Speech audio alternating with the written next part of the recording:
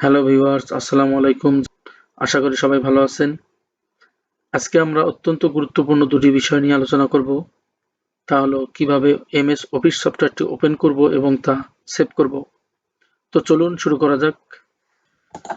প্রথমে আমরা MS office সফটওয়্যারটি ওপেন করে নেব। সেটা ওপেন করতে গেলে আমাদের অবশ্যই স্টার্ট মেনুতে যেতে হবে। এখানে গিয়ে আমরা ওয়ার্ড লিখে সার্চ দেব। এই চলে আসছে, এর ক্লিক করলাম। ক্লিক করার পর আমাদের ব্ল্যাঙ্ক ডকুমেন্টকে ক্লিক করব। ওকে, এই দেখেন এমএস অফিস সফটওয়্যারটি ওপেন হয়ে গেল। এখানে আমরা একটা টেক্সট লিখি। আমরা বাংলা লিখি,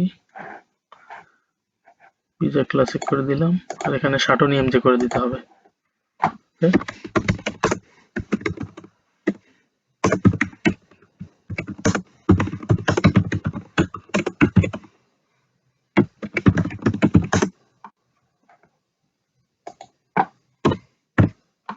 ওকে, একটা টেক্সট লিখলাম।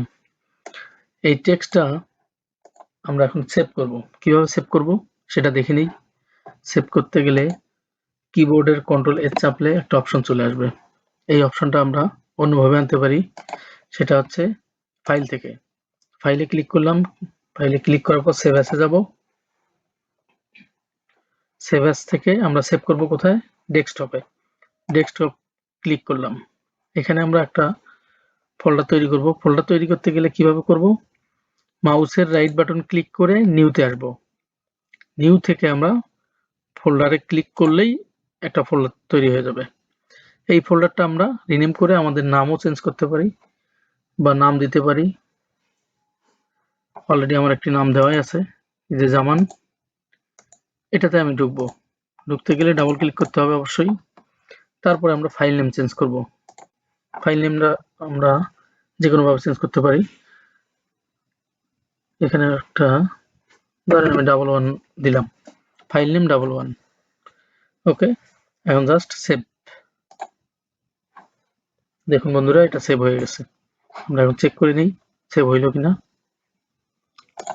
কেটে দিলাম।